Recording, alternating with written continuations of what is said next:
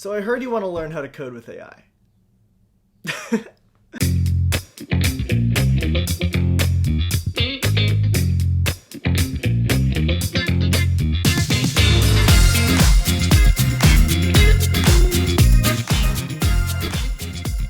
Good news. The only thing you need to know before learning how to code with AI is, well, how to code.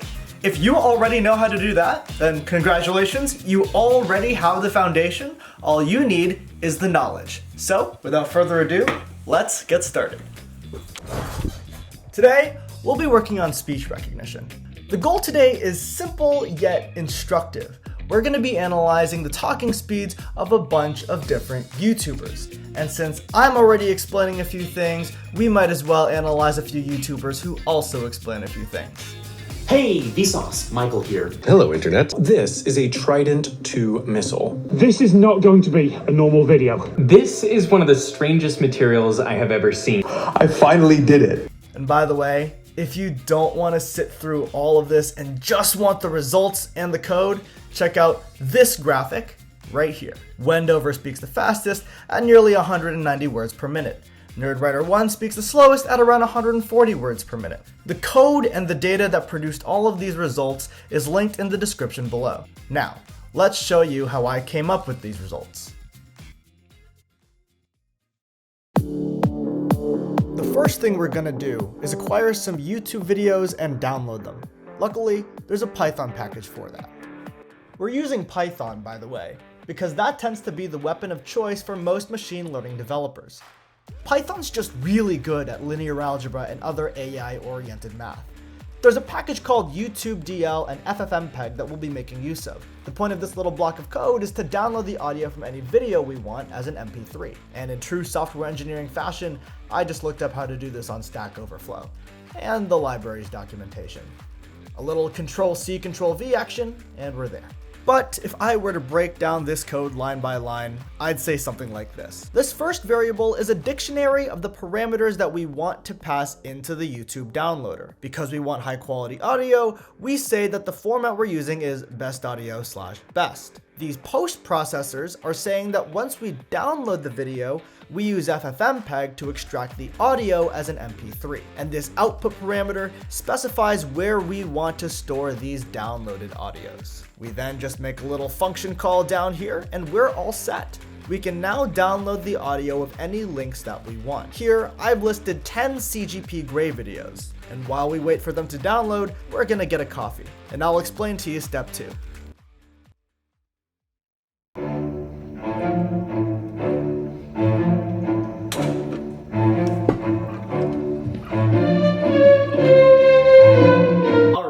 In order to turn these MP3s into human-readable transcripts, we're going to need the help of some AI. Transcription and speech recognition both require AI because the waveforms themselves are infinitely complex. There are an infinite number of valid waveforms that can map to a single word. Not to mention human language itself is increasingly complex. The rules of phonetics and language in general have so many exceptions and are so nuanced that it's nearly impossible to enumerate them all, let alone programming. So classical programming won't work here. We'll need our friends' neural networks to jump in and help. But what are we gonna do? Code up a neural network from scratch? No. There are libraries and APIs that already do that work for us. Here, I'll show you one. It's called Deepgram. So here's what coding with AI actually looks like. First, from the Deepgram API, we'll import a Deepgram model.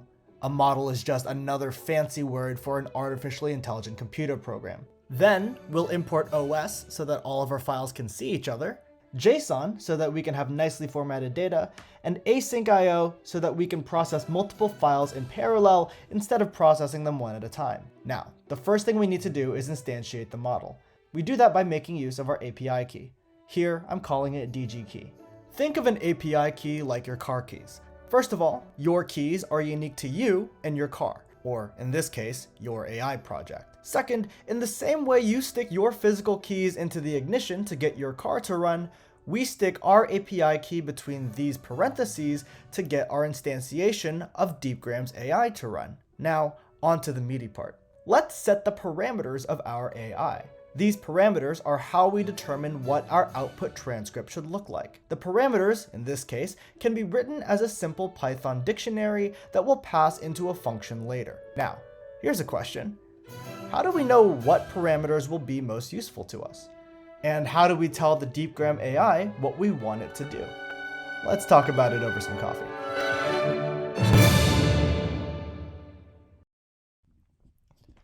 There's a thing called an SDK that's extremely useful. SDK stands for Software Development Kit. Think of it as documentation on steroids. It comes with well-commented code that you can copy, paste, or modify. It comes with beautiful documentation that was written by humans for humans. And it tells you any dependencies that you might need. It's like having a cookbook that comes with all of the ingredients you need, finely chopped, diced, or marinated. All you need to do is put those ingredients together. So let's look at the code we wrote earlier. How did I know to set all of these parameters to true? Simple. I used the SDK. I set diarize to true because I want the model to distinguish between different speakers in a given audio when transcribing. Punctuate allows us to get punctuation. Paragraphs separates all of the words spoken by the same speaker into the paragraphs that they spoke, which, by the way, is great for a video essay like CGP Grey or Vsauce creates. Numerals allows numbers to be represented by digits rather than spelling out the words of the numbers. And finally, model and tier I set to general and enhanced because that's what the documentation and the SDK both recommend. Now that we know what our parameters are, let's actually write the function that tells the AI to do its job. That's just a matter of copying the SDK code from the GitHub. But first, let's quickly specify the path to get the videos from. Now it's for loop time. The code in the SDK is great if you want to transcribe the audio from a single file, but we want to transcribe the audio from all of our files, hence a for loop. This is what the SDK looks like. And if we click this link, we head into the GitHub where we can find all of the code that we can gladly copy and paste. Now, it's just a matter of removing their comments, renaming their variable names to whatever our variable names are, and maybe changing a couple values here and there, specifically and especially file paths. Nevertheless, the rest of the meat of this code should remain the same.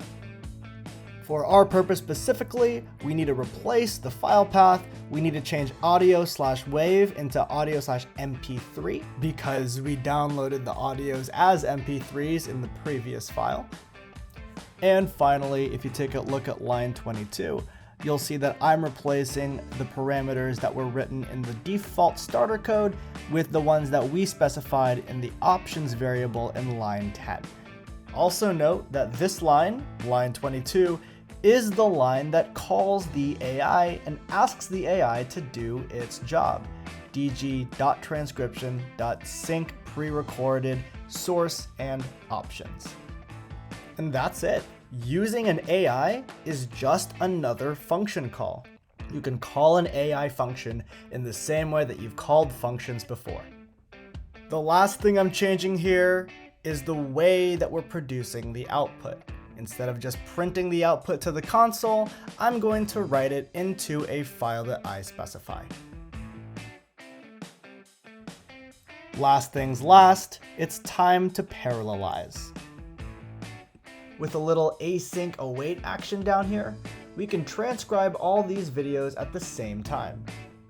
Note that if you're doing this on Google Colab, it might not work because Colab is already working in a thread when running your cells, and you can't multi-thread within a multi-thread. I also got that answer from Stack Overflow.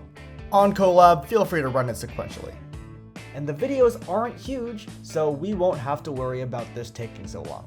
I mean, look, it took less than a minute to parse 10 videos, each around 10 to 20 minutes long. That's the power of Deepgram AI. Now, let's parse these transcripts. This first function gets a bit long, but it's actually pretty straightforward. First, we loop through every Deepgram produced transcript in the folder we created in the last step. We open the file and load the JSON into the code. I called it transcript here. Extracting the paragraphs is a matter of parsing the JSON. This syntax may look extremely nested, but the shape of the JSON isn't that scary. In fact, we highlight it during the Deepgram tutorial when you first sign up. This tutorial is part of our console. Finally, we write the paragraphs into a different file. And boom, we just turned a big JSON into a human-readable file. The second big function of the code is optional, but I like it. The Deepgram transcription enumerated every speaker in the video so that they are listed as speaker 0, speaker 1, speaker 2, and so on. This is a fun little LeetCode-like function that parses the file and lets you give each of the enumerated speakers a name. For example, we can replace speaker 0 with CGP Grey, and we can replace speaker 1 with guest if there is a guest. It's a fun LeetCode-like exercise if you want to try it. Or, if you don't want to try it, you can pause the video and read it here. And again, all this code is available in a link in the description. Finally, we calculate the words per minute. This is another quick non-AI LeetCode function. We simply count the number of words that come from the speaker labeled CGP Grey. Then, we load all of those stats into a CSV, and we turn that CSV into an Excel or Google Sheet document so that we can visualize the data. Or if you feel so inclined, use Matplotlib. And if we do this for every YouTuber, voila, we produce the bar graph I created earlier. So, like we said before, coding with an artificially intelligent API isn't that much different than classical computer coding. It's just a matter of looking at documentation and maybe having a cool SDK in there to hold your hand and guide you along the way. Oh, and we can't forget that splash of Stack Overflow on the side as well. Now, if you want a more in-depth analysis of these YouTuber talking speeds, other than that bar graph that I showed you, check out this blog linked in the description below. I delve a lot deeper into the stats there. In the meantime, don't forget to like this video if you found it helpful, and subscribe if you want to see more AI content. Links to all the code can be found in the description, and I will see you next time.